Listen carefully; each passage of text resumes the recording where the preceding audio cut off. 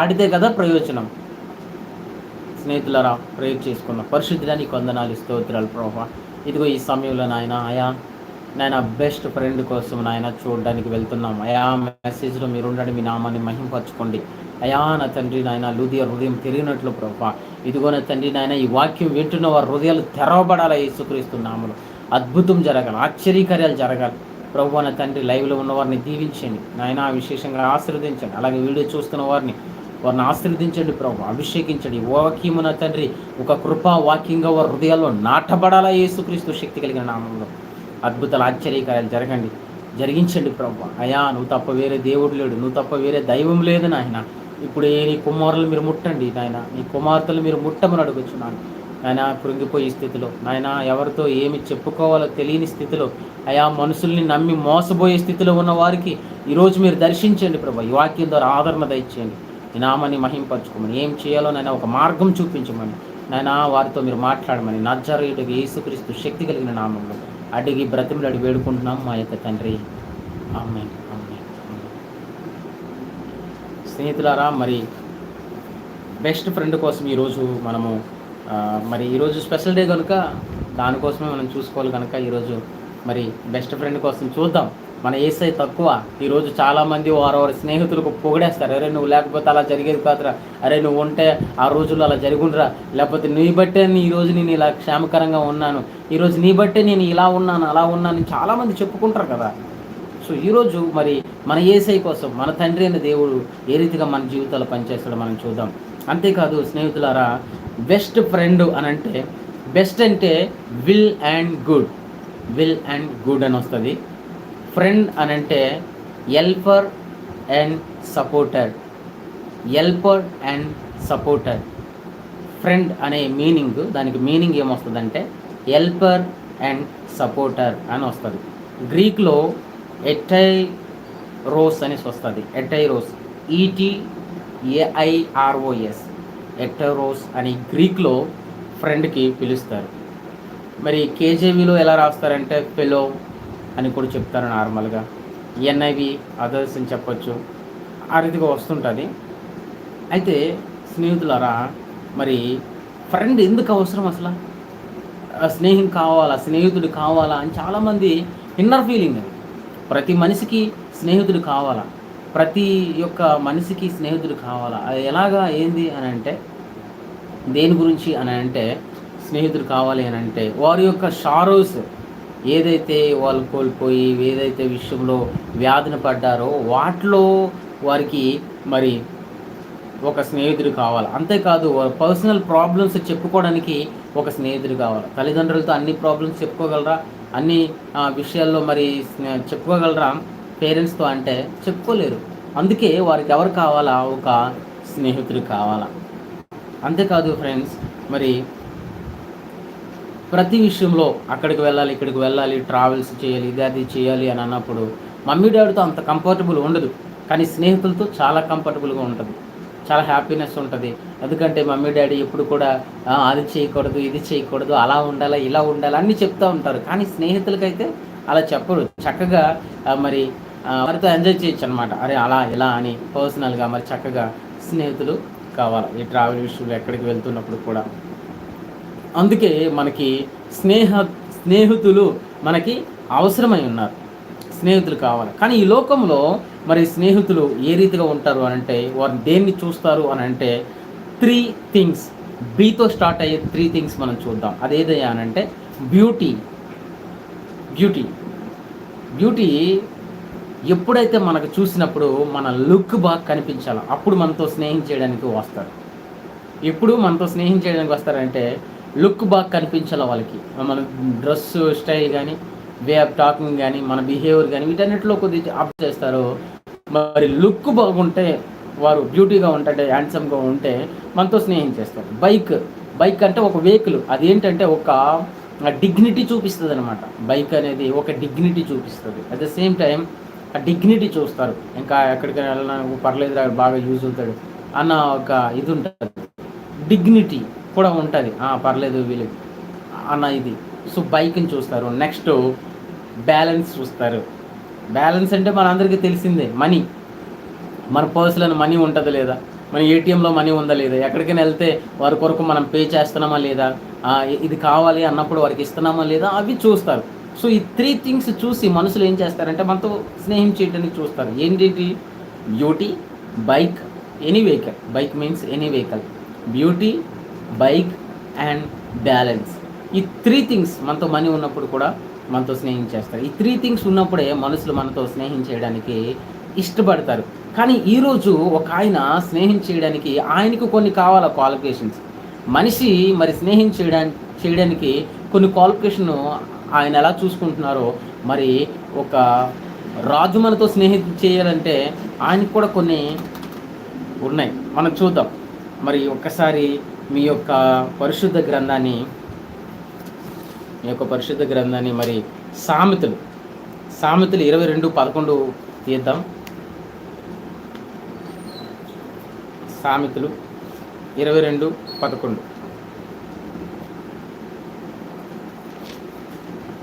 అక్కడ ఒక మాట ఉంది. హృదయశుద్ధిని ప్రేమించుచు దయగల మాటలు పలుకువానికి రాజు స్నేహితుడగును. రాజు స్నేహితుడవుతాడంట.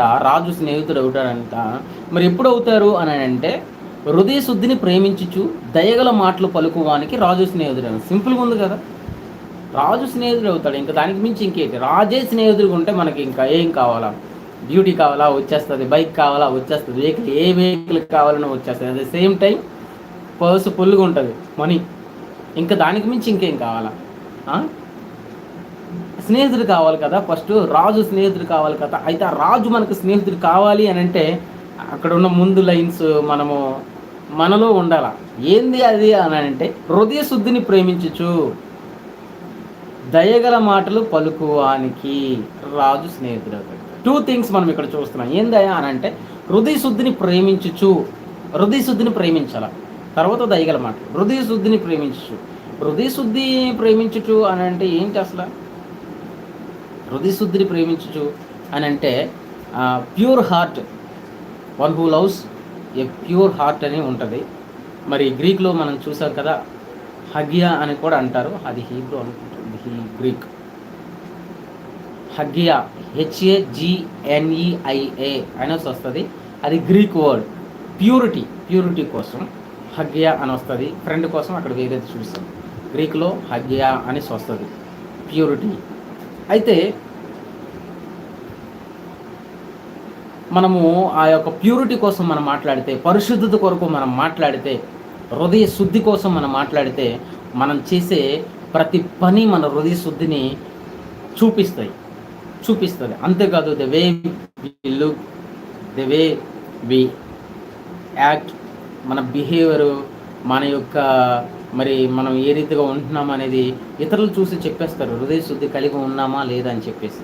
అంతేకాదు మనము మరి ఏమి చేసినప్పటికి కూడా మనం ఒంటరిగా ఉన్నప్పుడు మన హృదయ శుద్ధి మనలోంచి మనకు తెలుస్తుంది. అంతేకాదు మనం చదివే బుక్స్ బట్టి కూడా మన హృదయ శుద్ధి ఏందో మనకు తెలుస్తుంది. అంతేకాదు మనం వాడేటప్పుడు, మొబైల్ వాడేటప్పుడు, ఇంటర్నెట్ వాడేటప్పుడు, అంతేకాదు టీవీ చూస్తున్నప్పుడు, టెలివిజన్, వీటన్నిటి చూస్తున్నప్పుడు, మరి ఈ సోషల్ మీడియాలో ఉంటున్నప్పుడు, ఇప్పుడైతే సోషల్ మీడియా బాబు ఖరాబ్ చేసి పడేస్తుంది అనుకో, ప్రతి ఒక్కరికి కామన్ అనేస్తుంది. అంటే ఇది తప్పు కాదులే, ఇది పాపం కాదులే, అప్పుడంటే ఇది అరే ఇదేం తప్పు లేదులే అన్నట్లుగా అయిపోయింది. ఇప్పుడు సింపుల్గా తీసి పడేస్తున్నారు.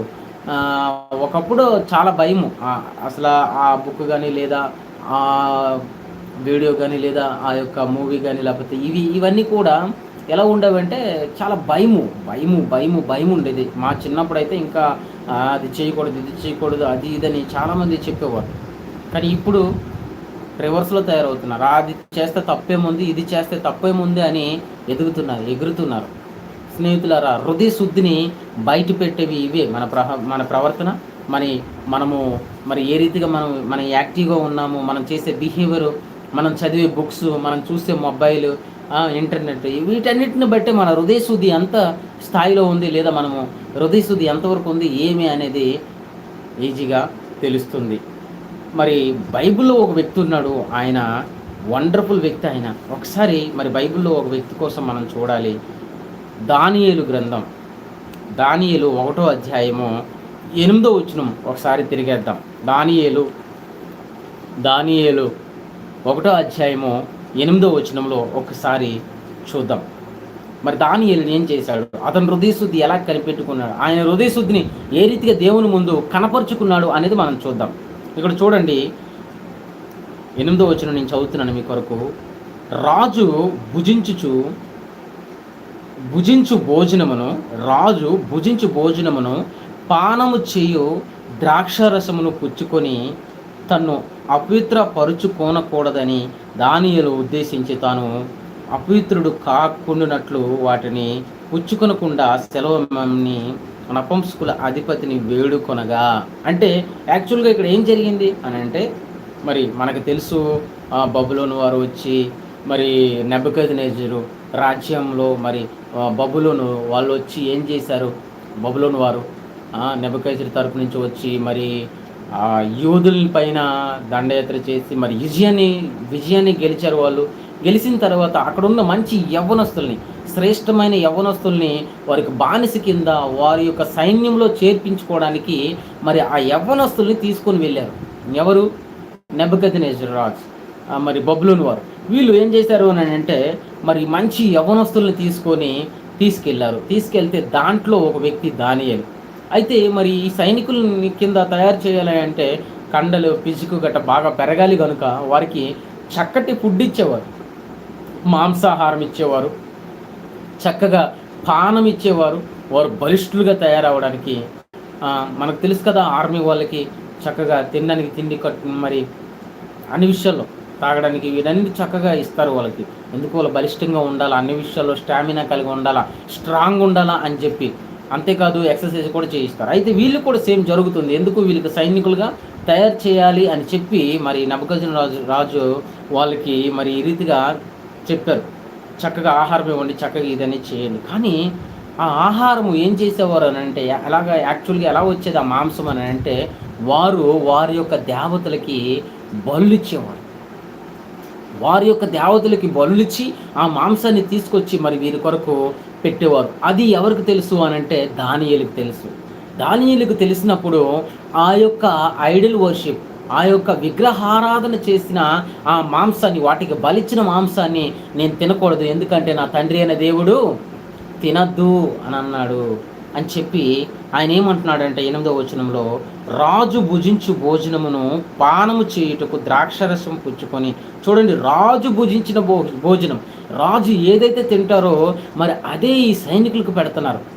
ఈ సైనికులుగా తయారు చేస్తున్న ఈ వ్యక్తులకి, మరి యవ్వనస్తులకి మరి అదే భోజనం పెడుతున్నప్పుడు, భోజనము పానము చేయు ద్రాక్షారసమును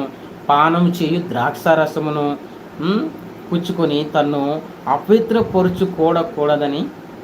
కొనకూడదని దానియేలు ఉద్దేశించి.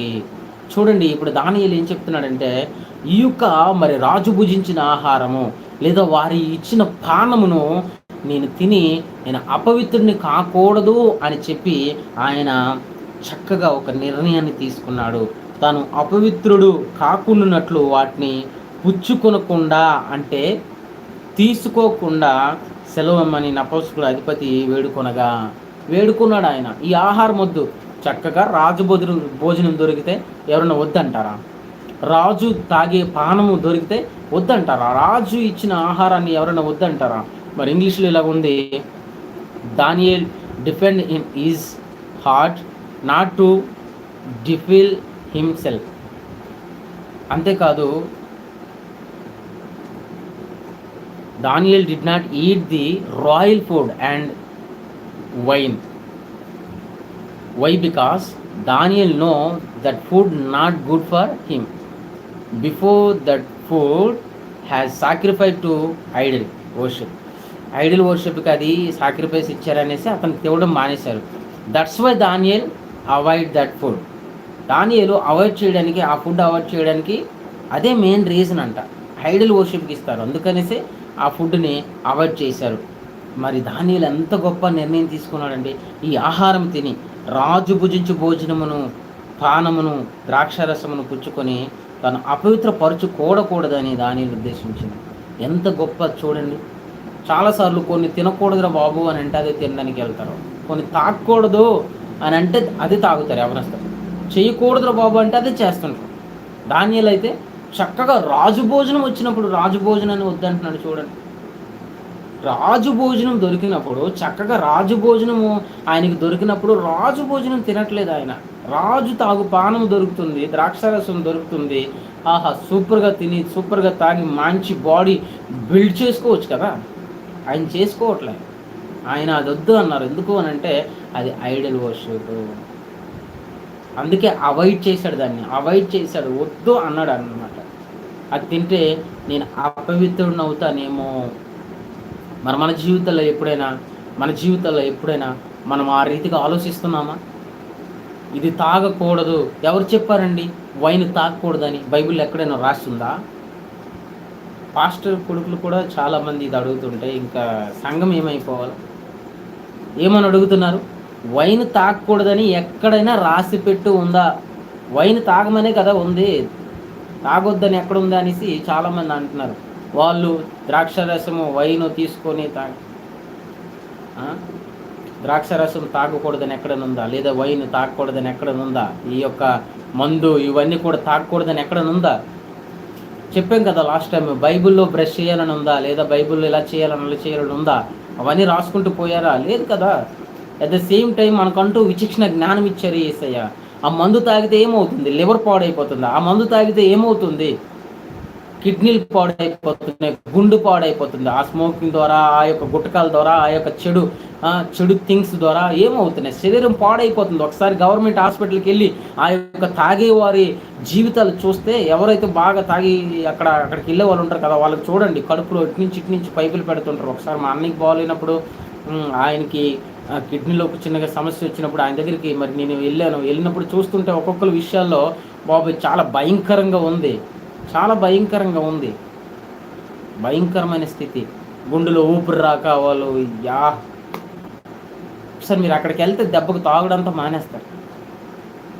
తాగకూడదు అంతే చెప్తుంది కదా, సెన్స్ మనకు చెప్తుంది కదా, వాటి వల్ల ఎంత డేంజర్ ఉందో కూడా చెప్తుంది కదా, మనకి విచక్షణ జ్ఞానం చెప్తుంది కదా, విచక్షణ జ్ఞానం ఉంది కదా మనకి. వాటి వైపు వెళ్ళకూడదు. తినేదాని విషయంలో కూడా కొన్ని విషయాలు తినకూడదు అంటే తినకూడదు. అది అక్కడ రాసున్నా కూడా అదే తింటారు. అదొక స్టైలే కానీ జీవితాన్ని నాశనం చేస్తుంది. అంతేకాదు దేవునికి ఇష్టం లేనిది చేస్తే నరకానికి వెళ్ళే అవకాశాలు కూడా ఉన్నాయి. దానియేలు అయితే అంటున్నాడు కదా, రాజు భుజించు భోజనమును పానమును ద్రాక్షారసమును పుచ్చుకొని తను అపవిత్రపరచుకూడదని దానియేలు ఉద్దేశించెను. దానియేలు వంటి ఉద్దేశం మనకు కలిగి ఉండాలా. మన జీవితంలో మనం ఏది తింటున్నామో అది చూసుకోవాలా. విగ్రహారాధనకి సంబంధించినవి చూసుకోవాలా. విగ్రహారాధనకి ఇచ్చినవి మనం తినకూడదు, వాటికి బలులు ఇచ్చినవి తినకూడదు. అది ఏం చేస్తుంది? మనలో ఒక ఈవిల్ స్పిరిట్ లాగా పనిచేస్తుంది. ఎందుకనంటే నాకిచ్చిన మాంసం నువ్వు తింటావా, అది అథారిటీ పొందుకుంటుంది, అది ఒక చీకటి తీసుకొస్తుంది, చీకటి ప్రభావం తీసుకొస్తుంది.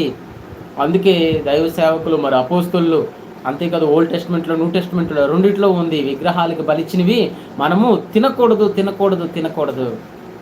అలాంటి విషయాల్లో మనం జాగ్రత్త పడాలా. అయితే స్నేహితులారా, మీరు ఎవరిని ఫాలో చేస్తున్నారో నాకు తెలియదు. ఈ లోకంలో ఫేమస్ పర్సన్కి మీరు ఫాలో చేస్తున్నారా?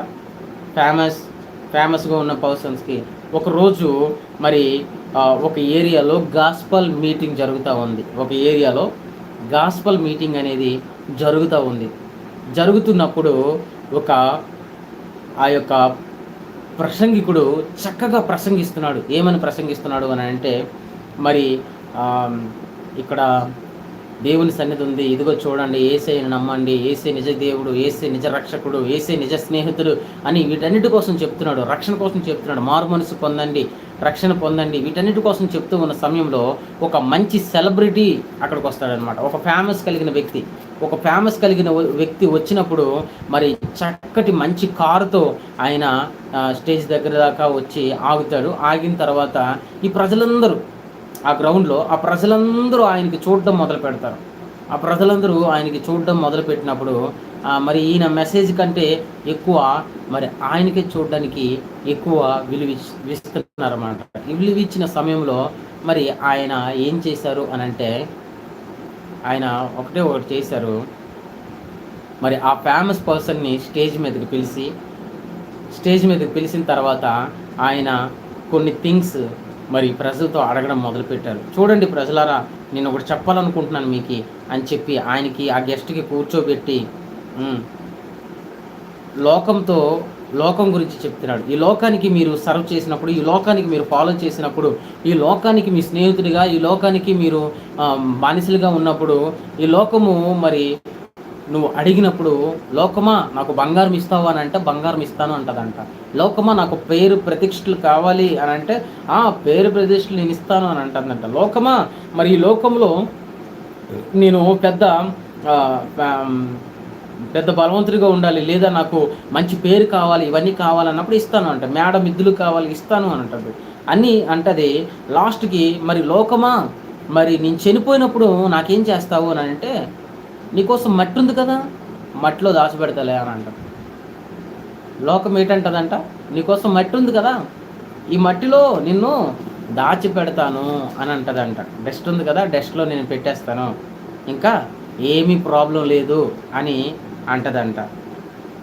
అంతేకాదు మరి సైతన్ గడి దగ్గరికి వెళ్తే సైతన్ గడు అంటాడంట, సైతానా మరి నీకు నేను ఫాలో చేస్తా, నీకు నేను స్నేహితుడిగా ఉంటా, ఇంకా నువ్వే నా బెస్ట్ ఫ్రెండ్వి, అయితే నాకు రాజుని చేయాలా నువ్వు అంటే రాజు చేస్తాను, మరి నాకు ఎక్కువ మంది ఫ్యాన్స్ కావాలంటే ఫ్యాన్స్ చేస్తాను, మరి ఈ లోకంలో నాకు పేరు ప్రఖ్యాతులు కావాలా, నేనంటే ఇంకా ప్రజలు కొమ్మసులు గ్రూపులుగా వచ్చి నన్ను ఫాలో చేయాలంటే చేస్తాను, ఎందుకు చేయను అని అన్నారు.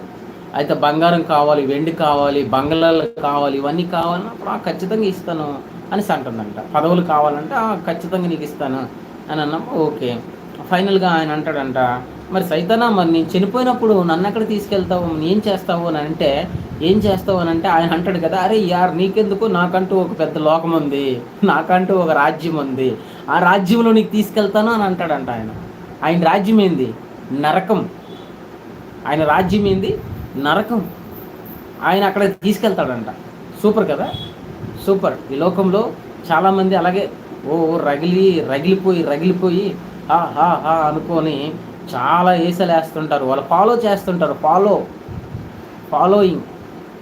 ఫాలో చేస్తారనమాట. ఈ లోకం ఏం చేస్తుంది, మట్టిలో పెట్టేస్తుంది. మరి సైతాన్ గడు మట్టిలో పెట్టడం కాదు. ఆయన అంటాడా సైతాన్ గడు, నీకెందుకు, నా దగ్గర నేను పెట్టుకుంటాను కదా అని అంటాడు. నా దగ్గరే పెట్టుకుంటాను అనే వ్యక్తులు ఇద్దరే, ఒకటి సైతాన్ గడు, తర్వాత దేవుడే.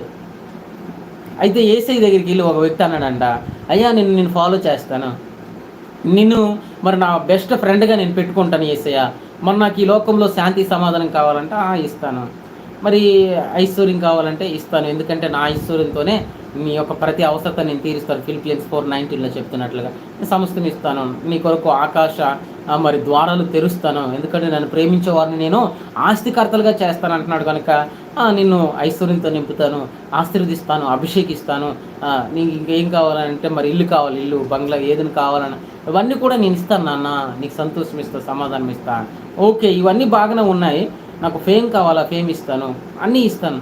అయితే నేను చనిపోయేటప్పుడు ఏం చేస్తావు అని అంటే యేసయ్య అంటాడు, నేనున్న దగ్గరే నీకు ఉంచుతాను అని అంటాడు. ఎందుకంటే యేసయ్య అంటున్నాడు కదా, నేనుండు స్థలంలో మీరును ఉండులాగున నేను వెళ్ళి మీ కొరకు ఇల్లుని సిద్ధపరచుదలు, ఏని ఎడల నేను చెప్పుతున్న అన్నాడు. నా తండ్రి దగ్గర లేని ఎడల అంటే మీ కొరకు నేను ఇల్లు సిద్ధపరచు వెళ్ళుచున్నాను.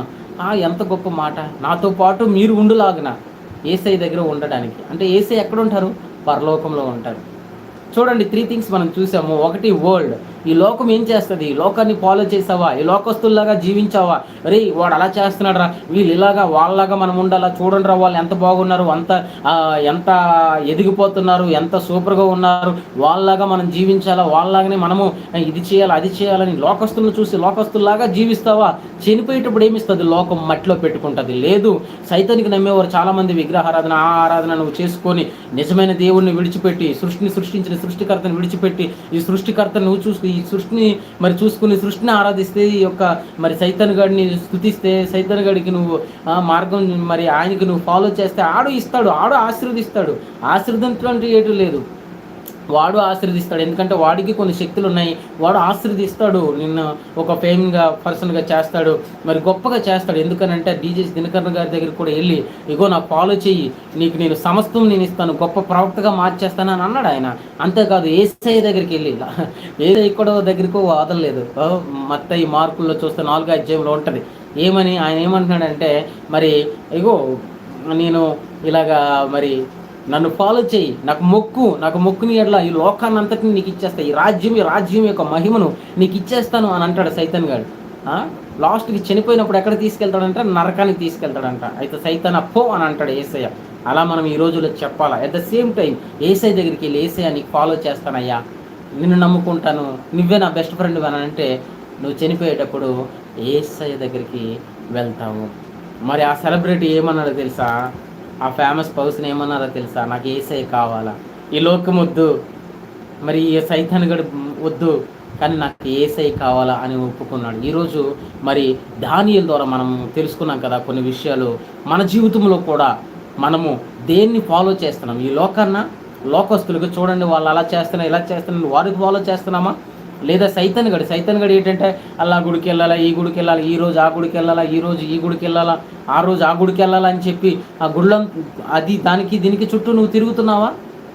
లేకపోతే అలా ఆ పని చేయాలా, ఈరోజు శుక్రవారం అక్కడికి వెళ్ళాలా అని అలా తిరుగుతున్నావా? జాగ్రత్త పడాలా. ఈ లోకంలో ఉన్న సృష్టికర్తగా మనము పూజిస్తే మాత్రం కష్టమే. చెట్టు దేవుడు కాడు, రాయి దేవుడు కాదు, ఎప్పుడు కూడా కాదు. వాటికి చెవులుండవు, వాటికి నోరుండదు, వాటికి కళ్ళుండవు, అవి మనతో మాట్లాడవు. అవి లాస్ట్కి ఎక్కడ తీసుకెళ్తాయి అంటే నరకానికి తీసుకెళ్తుంది. అది నేను సృష్టించిన సృష్టికర్తను ఆరాధిస్తే మరి అది నన్ను పరలోకం తీసుకెళ్తుంది. స్నేహితులారా, మరి రెండవదిగా మనం చూడాలా. రెండవదిగా ఒకసారి మనము చూద్దాము. రెండవదిగా చూడడానికి మీరు మరి దయగల మాటలు పలుకువారు రాజు స్నేహితుడగును అని ఉంది. దయగల మాటలు పలుకువారు అనేది మనము మరి పేతురు 1 పేతురు 5:5 వచ్చిన మనం చూద్దాం. 1 పేతురు ఒకసారి మీరు బుక్స్ ఓపెన్ చేసి మీరు చూడండి. మీ యొక్క పరిశుద్ధ గ్రంథాన్ని మీరు ఓపెన్ చేయండి. 1 పేతురు 5:5లో ఈ రీతిగా ఉంది. ఎలాగంటే, చిన్నలారా మీరు పెద్దలకు లోబడి ఉండండి. చిన్నగా ఉన్నవారు పెద్దవాళ్ళకు లోబడి ఉండాలా. ఏట్రా అలా పోకూడదు. అంతేకాదు వాళ్ళు చెప్తే నువ్వేంది నాకు చెప్పేది అన్నట్లుగా మనం ఉండకూడదు. అంతేకాదు మీరందరూ ఎదుటివాని ఎడల దీన మనస్సు అనే వస్త్రము ధరించుకొని ఉండాలి. చూడండి, దీన మనస్సు అనే వస్త్రం ఉంది, అది మనం ధరించుకోవాలా. అది ఈ లోక కన్నులతో చూస్తే కాదు, ఈ లోక మైండ్తో చూస్తే కనిపించదు. అది దీన మనస్సు కలిగిన వస్త్రం మనం ధరించుకోవాలా. దీనికోసం మనం ప్రార్థన చేయాలి. ఆ దీన మనస్సు అనే వస్త్రం నాకు దయచేయండి, నీతి అన్న వస్త్రం దయచేయండి, బలం అన్న వస్త్రం దయచేయండి. ఇవి ఉన్నాయి, సర్వంగా కవచంలాగా ఇవన్నీ కూడా. అయితే కొన్ని మిమ్మను ఆలకించుకునుండి, దేవుడు అహంకారులను ఎదిరించి దీనులను కృప అనుగ్రహించును. ఎవరికి కృప అనుగ్రహిస్తారు? అహంకారులను ఎదిరించి దీనులకి కృప అనుగ్రహిస్తాడంట. అంతేకాదు దేవుడు తగిన సమయమందు మిమ్మను హెచ్చించినట్లు, అంటే దేవుడు తగిన సమయాల్లో మనకి హెచ్చిస్తాడు. ఈరోజు మన యొక్క ప్రారంభం కొద్దిగా ఉన్నదా? ఇదిగో నేను కూడా మరి నార్త్ ఇండియాలో మిషనరీగా చేసి మరి ఇక్కడ మరి ఈ రీతిగా దేవుడు మరి ఇక్కడ సాగు చేయడానికి నాకు మార్గాలు తెరిచాడు. ఈ మధురవాడ ఈ ప్రాంతాల్లో, విశాఖపట్నంలో మరి దేవుడు గొప్ప అద్భుతం చేస్తున్నాడు. అంతేకాదు చిన్నగా ఉంది మరి దేవుడు ఒక 20 మంది 15 మంది పిల్లలు చిల్డ్రన్స్ వస్తున్నారు, 15 నుంచి 20 మంది దాకా. అంతేకాదు ఒక్క కుటుంబం అలా నడుస్తూ ఉందన్నమాట. అంటే నేనేం చెప్తున్నానంటే, కొన్ని కుటుంబాలు అలా వస్తున్నాయి, ప్రార్థన చేయించుకోవడానికి చాలామంది వస్తున్నారు, దేవుని యొక్క మరి స్వస్థతలు పొందుకుంటున్నారు. ఇంకా నేను సంఘం అభివృద్ధి కావాలని ప్రార్థన చేస్తున్నాను. స్నేహితులారా, మన సంఘం అభివృద్ధి అవుద్ది. మీరు ప్రార్థనలో పెట్టండి, దేవుడు అద్భుతం చేయాలని. ఈ యొక్క సేవ దేవుని నామానికి మహిమకరంగా జరగాల, దేవుని రాజ్యం కట్టబడాలా. ఇక్కడ ఆ రీతిగా మరి దేవునికి మహిమకరంగా ఇక్కడ కార్యాలు జరిగించాలా. తగిన సమయంలో ఏం చేస్తాడు దేవుడు? ఏం చేస్తాడంటే తగిన సమయంలో ఏం చేస్తాడు. అంతేకాదు బలిష్టమైన చేతుల క్రింద దీన మనసుకులై ఉండుడి. ఇది గొప్ప మాట. ఆయన బలిష్టమైన చేతుల కింద మనం ఎలాగ ఉండాలంట? దీన మనసుకులై ఉండుడి, దీన మనసు కలిగి ఉండాలి. ఇవి మనలో ఉన్నప్పుడు దేవుడు గొప్ప అద్భుతంగా మరి మన జీవితాల్లో గొప్ప కార్యాలు చేస్తాడు. దయ, దీనత ఇవన్నీ కూడా ఒకదానికి సంబంధించిందే. 1 పేతురు 5:5-6లో మనం చూసాం. దీన మనస్సు అను వస్త్రం మనం ధరించుకోవాలా. ఇంకా రెండోది దీనులకు కృప అనుగ్రహిస్తానన్నాడు. మనం దీనులుగా ఉండాలా, దయగలిగి ఉండాలా. అప్పుడు మనకి ఏం చేస్తాడంటే దేవుని కృప మన పైన అనుగ్రహిస్తాడు. దేవుని కృప కావాలి, దేవుని కృప కావాలి అన్నప్పుడు దేవుని కృప ఇస్తాడు. తగిన సమయంలో హెచ్చించినట్లుగా ఆయన బలిష్టమైన చేతుల క్రింద మనము దేని మనస్సుకులై ఉండాలి. అప్పుడు దేవుడు బహుగా మమ్మల్ని దీవించడానికి, బహుగా మమ్మల్ని ఆశీర్వదించడానికి ఆయన ఇష్టపడుతున్నాడు. స్నేహితులరా, మరి ఒక చిన్న మాట మిమ్మల్ని చెప్పి నేను ముగించాలని ఆశపడుతున్నాను. చూడండి, దేవుడు ఇక్కడ మనం సామెతలు మనం చూసాం కదా, హృదయ శుద్ధి గలవాడు దయగల మాటలు పలుకువాడు రాజు స్నేహితుడు. రాజే స్నేహితుడైనప్పుడు మనకి ఏదైనా కొదువు ఉంటుందా? ఏ కొదువ ఉండదు. కానీ ఆ రాజు మనకు స్నేహితుడు కావాలి అంటే ఈ 2 థింగ్స్ మన జీవితంలో ఉండాలి. ఏంది అని అంటే హృదయ శుద్ధిని ప్రేమించేవారంగా మనం ఉండాలా, దానియేలులాగా. అలాగే దయగల మాటలు పలుకువారుగా ఉండాలి, పేతురు.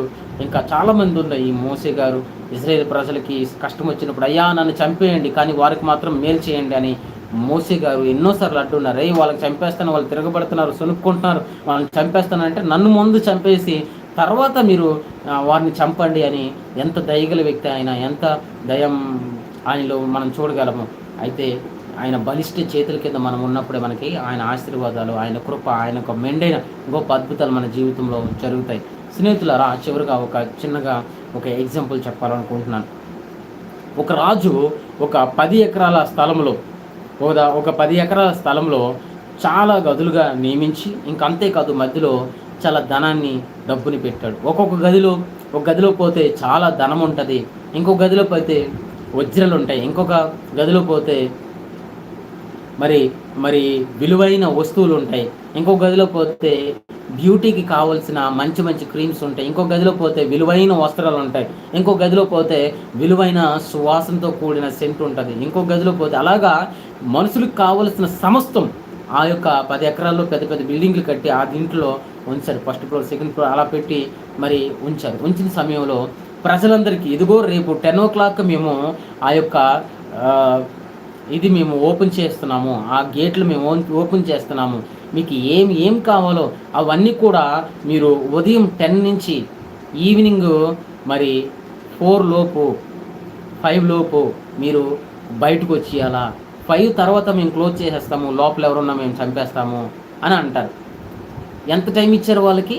మార్నింగ్ 10 నుంచి ఈవినింగ్ 5 దాకా టైం ఇచ్చారు. అయితే ఇది 3 రోజుల ముందే ప్రకటించారు. అయితే 3 రోజుల నుంచి ప్రజలు మంచి ఉత్సాహం, మంచి సంతోషం. ఇప్పుడు దాకా మేము కష్టపడిన మాకు దొరకని ధనం మాకు దొరుకుతుంది, వావ్ సంతోషం. నేనైతే వజ్రాలు తెచ్చుకుంటానని ఒక్కడు, నేనైతే బంగారం తెచ్చుకుంటాను, ఎక్కడున్నా వెతికి తెచ్చుకుంటాను, నేనైతే అది తెచ్చుకుంటా ఇది తెచ్చుకుంటానని చెప్పి మరి చాలా ఉత్సాహం సంతోషంతో వాళ్ళు చేస్తారు. అయితే ఏం చేస్తారంటే 2 రోజులు 3 రోజులు బాగా తిని బలాన్ని పెంచుకుంటారు. ముయ్యాలి కదా, బలాన్ని పెంచుకొని చక్కగా ఈ 3 రోజులు చక్కగా తింటారు. అయితే 10 గంటలంతా ప్రజలందరూ రెడీ అయిపోయి మరి ఆ గేట్ ఎప్పుడు తీస్తారా అని ఆ యొక్క రాజ్యపు ప్రజలు అలా చూస్తూ ఉంటారు. ఆ సమయంలో మరి 10 గంటలు అయిపోయింది. కరెక్ట్గా 10 అయినప్పుడు వాళ్ళు గేట్స్ ఓపెన్ చేశారు. గేట్ మ్యాన్స్ వాళ్ళు ఓపెన్ చేశారు. ఓపెన్ చేసినప్పుడు ప్రజలందరూ ఒకేసారి గుమ్మం అనుకొని వెళ్ళిపోయారు. ఒక్క నిమిషం కూడా వేస్ట్ చేయకూడదు, ఒక్క సెకండ్ కూడా వేస్ట్ చేయకూడదు అని చెప్పి ఒక్కొక్కరు వారో స్థలాలకు పోయి ఆ రూమ్కి పోయి ఓపెన్ చేస్తున్నారు. ఈ డోర్ ఓపెన్ చేస్తున్నారు, వజ్రాలు ఉన్నాయి, ఈ డోర్ ఓపెన్ చేస్తే బంగారం ఉంది, ఈ డోర్ ఓపెన్ చేస్తే మంచి విలువైన వస్త్రాలు ఉన్నాయి, ఈ డోర్ ఓపెన్ చేస్తే మంచి విలువైన థింగ్స్ ఉన్నాయి. చెప్పాను కదా, మనిషికి కావాల్సిన సమస్తం దాంట్లో ఒక్కొక్కరు దీంట్లో ఉన్నాయి. ప్రజలు తీసుకుంటున్నారు, మోసుకొని వెళ్ళిపోతున్నారు. అంతే. ఫర్నిచర్ ఉంది, విలువైన ఫర్నిచర్, అవన్నీ కూడా వారు మోసుకుంటూ చక్కగా తీసుకెళ్ళిపోతున్నారు. ఎక్కడికి? వారి ఇంట్లోకి పోయి తీసుకొని వెళ్ళి ఇంట్లో పెట్టేసి మరలా లోపలికి వెళ్ళి మరలా తెచ్చుకొని మరలా ఇంట్లో పెట్టుకొని మరలా అక్కడికి వెళ్ళి ఈవెన్ చిన్న పిల్లలతో సహా ఏం చేస్తున్నారు తెలుసా? వాళ్ళకి కావాల్సిన ఆట వస్తువులు, విలువైన ఆట వస్తువులు, విలువైన థింగ్స్ వాళ్ళు తెచ్చి మరి ఎక్కడ పెట్టుకుంటున్నారు అని అంటే ఇంటి దగ్గర పెట్టుకుంటున్నారు, మరలా వెళ్తున్నారు. ఇలా చేస్తూ ఉంటున్నారు. ఆ సమయంలో ఏం జరిగిందో తెలుసా? అలాంటి సమయంలో ఒక కుర్రోడు వెళ్ళాడు, చూస్తున్నాడు. ఒక గది ఓపెన్ చేశాడు, చూశాడు. రెండవ గది ఓపెన్ చేశాడు, చూశాడు. ఇంకొక గది ఓపెన్ చేశారు, అక్కడ విలువైన బంగారం ఉంది, తీసుకోలే. ఇంకొక గది దగ్గరికి వెళ్ళారు, ఓపెన్ చేశారు, విలువైన వజ్రాలు ఉన్నాయి, తీసుకోలే. విలువైన మరి వస్త్రాలు ఉన్నాయి, తీసుకోలే. ఇంకొక డోర్ ఓపెన్ చేశాడు, ఇంకొక డోర్. అలా డోర్స్ అన్ని ఓపెన్ చేసుకుంటూ ఆయన వెళ్తూ ఉన్నాడు. కానీ ఏ డోర్ దగ్గర కూడా ఆయనకి కావాల్సింది దొరకలేదంట. ఆయన ఒక్కడు కూడా తీసుకోలేదంట. మార్నింగ్ నుంచి ఈ యొక్క సెక్యూరిటీ వాళ్ళు చూస్తున్నారు. అరే, ఈ కుర్రుడు మార్నింగ్ నుంచి వెతుకుతూనే ఉన్నాడే, మధ్యాహ్నం అయిపోయింది, అప్పటికి తినడానికి కూడా వెళ్ళలేదు. ఆ తర్వాత వెతుకుతూ ఉన్నాడు. ఆయనకి మరి ఆ కుర్రుడుకు ఒక యవ్వనస్తుడికి కావాల్సింది ఆయనకి దొరకనప్పుడు ఆయన వెతుకుతా ఎన్నో రూములు చెక్ చేసుకుంటూ వచ్చాడు. ఇంకా చివరికి అలాగ సాయంత్రం అయిపోతుంది, 4:30 అయిపోతుంది. అయితే సెక్యూరిటీ గార్డ్స్ వాళ్ళు చూసి వాళ్ళు అడిగారు, అయ్యి బ్రదర్, మరి నువ్వు మార్నింగ్ నుంచి నిన్ను చూస్తున్నాము, నువ్వు ఒక్కటి కూడా బయటికి తీసుకెళ్ళలేదు, అసలు నీకేం కావాలా, నువ్వు దేనికోసం వెతుకుతున్నావు అని ఒక ఆయన వచ్చి అడుగుతాడు. అప్పటికే ఆయన వెతికి నీరసపోయి గుండెలో నుంచి ఆయనకి ఇంకా బాధతో ఆయన చెప్తున్న మాట ఏంటో తెలుసా, నాకు ఒకళ్ళు కావాలా అని అంటున్నాడు. అప్పటికే టైం అయిపోయింది, ఇంకా క్లోజ్ చేసేపోతున్నారు, 5 అయిపోతుంది. ఆయన ఒక మాట ఆయన అడుగుతారు, ఏంటి అని అంటే, రాజు ఎక్కడున్నారు, రాజు దగ్గరికి నాకు తీసుకెళ్ళండి అని అన్నప్పుడు, చివరి టైంలోనే కదా ఏ కోరుకున్నా కూడా తీర్చుకోవాలా. 5 తర్వాత ఎటువంటి కోరిక కూడా తీర్చుకోవడానికి కాకపోతే, ఇంకా చివరి సమయాల్లో అరే 5 అయిపోతుంది, ఇతని కోరిక తీర్చండి అని చెప్పి వెంటనే అతనికి రాజు దగ్గరికి తీసుకెళ్తే, రాజు దగ్గరికి వెళ్ళి, వారందరూ అక్కడ అంతా వెతుక్కొని అంతా ఇది చేస్తున్నారు కదా, నువ్వేంటి ఇక్కడికి వచ్చావు అని అంటే, ఆయన అంటాడు కదా, అయ్యా నాకు అవన్నీ ఉన్నా పర్లేదు, లేకపోయినా పర్లేదు, నేను ఎలాగైనా సంపాదించుకుంటాను, కానీ నువ్వు కావాలా, నీ స్నేహం కావాలా అని ఆ యవ్వనస్తుడు అడగడం జరుగుతుంది. ఆ యవ్వనస్తుడు అడిగిన తర్వాత రాజు ఆయనకి కౌగిలించుకొని, నువ్వు నా స్నేహితుడివి అని చెప్పి ఆయన్ని హగ్ చేసుకుంటాడు, ఆయనకి ముద్దు పెట్టుకుంటాడు. ఆయన చివరికి ఆయన రాజుతో సంతోషంగా ఉంటాడు. ఆయన చివరికి ఎవరికి స్నేహితుడైపోయాడంటే రాజుకి స్నేహితుడైపోయారు. ప్రజలందరూ వారు సంపాదించుకోవాల్సినవన్నీ సంపాదించుకున్నారు, వారు ఎంత మొయ్యగలరో అంత మోసుకెళ్ళి వారు ఇంట్లో పెట్టుకున్నారు, కానీ రాజు దగ్గరికి వెళ్ళలేకపోయారు.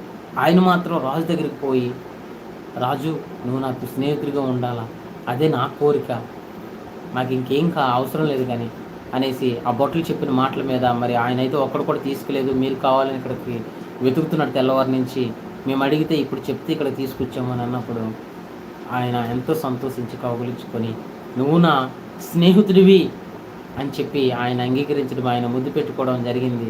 ఆ తర్వాత మనం చూడొచ్చు, రాజు స్నేహితుడైనప్పుడు ప్రతిరోజు ఆయనకి ఓపెన్ డోరే ఆ రాజ్యం. అర్థమైందా స్నేహితులారా? ప్రతిరోజు ఆ రాజ్యం ఆయన కొరకు ఓపెన్ డోర్స్. ఆయనకి ఏం కావాలో అవన్నీ కూడా ఆ రాజ్యంలోనే దొరుకుతుంది. ఇంకేం అవసరం ఉంది? ఇంకేదైనా అవసరం ఉంటుందా? ఈరోజు నీ జీవితాన్ని యేసయ్యా, ఇక్కడ ఉంటుంది కదా, వచ్చిన ముందు కదా, ఇక్కడ సామెతల్లో మరొకసారి చదివేస్తాను. హృదయ శుద్ధిని ప్రేమించుచు దయగల మాటలు పలుకు వారికి రాజు స్నేహితుడు అవుతాడు. ఆ కుర్రోడ్లాగా నేను ఆ రాజుని స్నేహితుడు చేసుకుంటా, ఆ యేసుక్రీస్తు దేవుడిని స్నేహితుని చేసుకుంటే మనకి ఇంకేదైనా అవసరం ఉందా ఈ లోకంలో? రాజే స్నేహితుడైపోతే రాజ్యంలో మనకు రోజు ఓపెనే. వారికైతే ఒక్కసారి ఈ లోకస్తులు లేదా వారందరికీ ఒకే రోజు ఓపెన్గా ఉంటుందేమో తెచ్చుకోవడానికి, కానీ ఏది విషయంలోకైనా. కానీ ఈ కుర్రోడికైతే ప్రతిరోజు వాళ్ళ డోర్స్ ఓపెన్గానే ఉంటాయి. స్నేహితులారా, ఈరోజు ఒక నిర్ణయం తీసుకుందాం.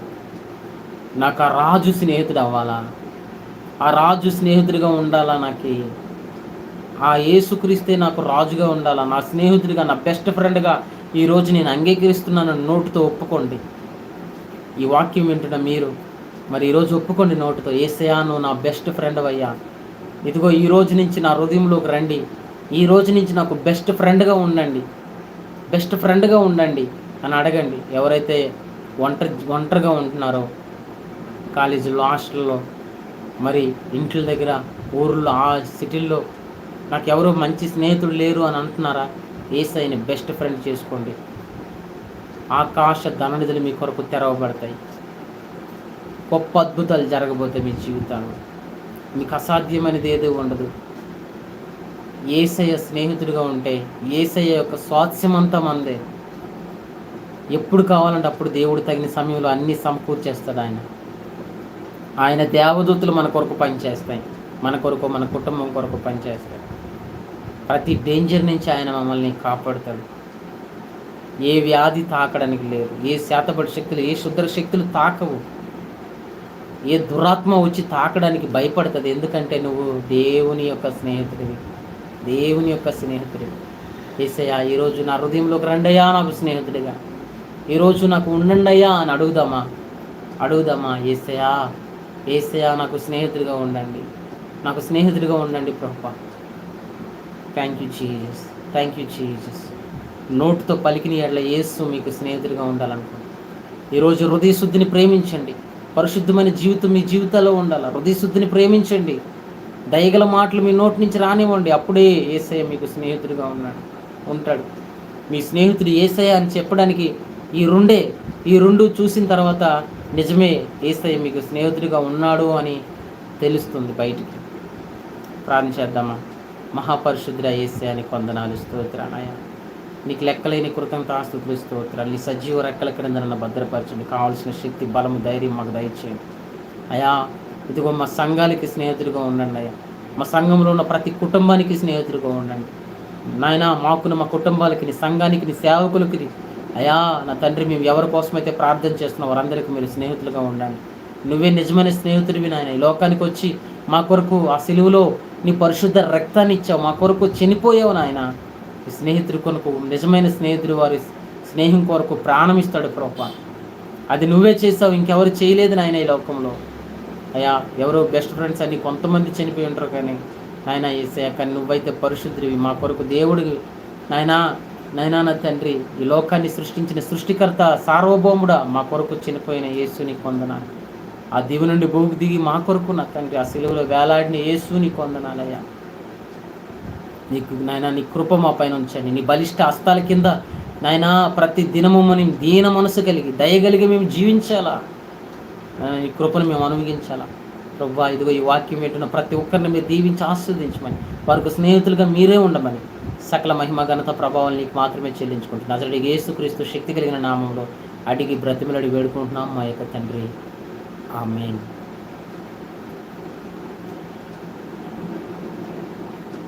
ఆమేన్. Thank you friends.